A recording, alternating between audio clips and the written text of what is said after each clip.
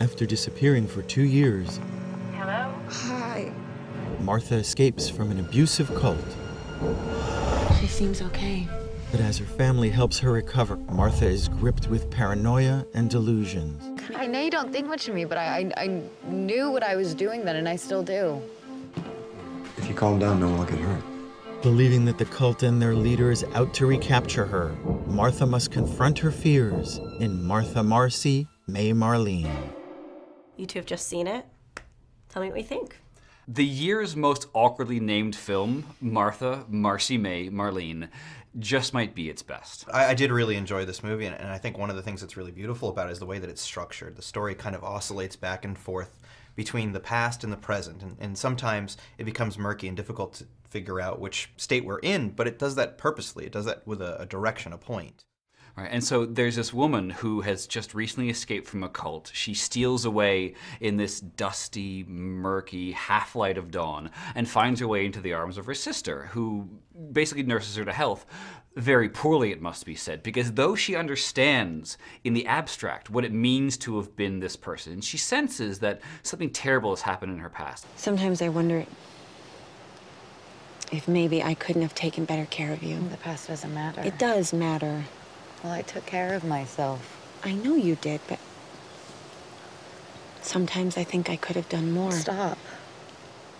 Paul, the main character, who is alternately Martha, or Marcy or Marlene, won't tell her anything. And so she has to piece these things together. And in that same fashion, the audience has to piece things together as well. This film gives you very little that you don't have to work for. You have to figure out, what moment are we in? What are we seeing? What emotional state is she in?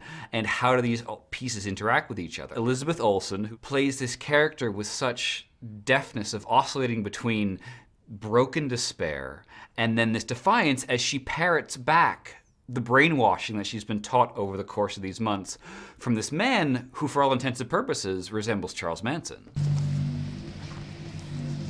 Now try that. What do you mean? Shoot it.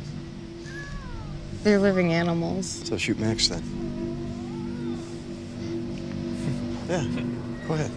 Yeah, let's get it out.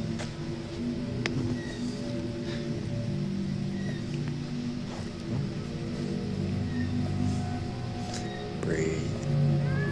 She's not the only complex character in the movie. I mean, you have Patrick, played by John Hawkes, who's absolutely fantastic too.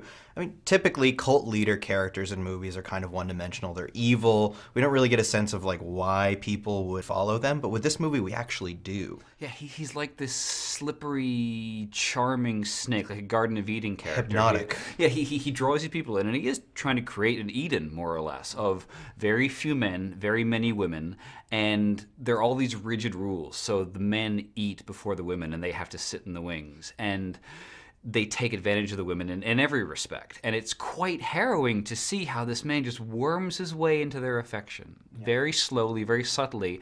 And then as their guard is broken down, they buy into it. And she's able to convey the very overwhelming sense that the past never stays there. And some wounds, they never heal. And what she needs is some sort of forgiveness and forbearance on the part of her sister, Sarah Paulson, and she doesn't always get it. These are amazing performances, but it's also a lot to do with the writing. I mean, writer-director Sean Durkin. It's also a very observational style. I mean, there are a lot of moments in this film where we're looking at the frame and you really have to concentrate closely on what's happening, because if you don't, then you'll miss something really crucial to what's going on in the to story. know what we're looking at. There have been some shots where like it's so close and so obliquely framed and you don't actually know what you're looking at, and then everything comes into alignment and it's terrifying.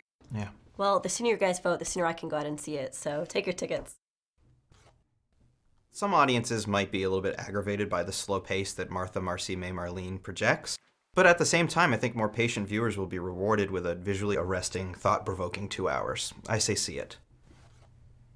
Marcy, Marlene is as breathless, as graceful, as sublimely restrained movie that you'll see this year. It doesn't give you very much, but if you work a little bit at it, the results are breathtaking.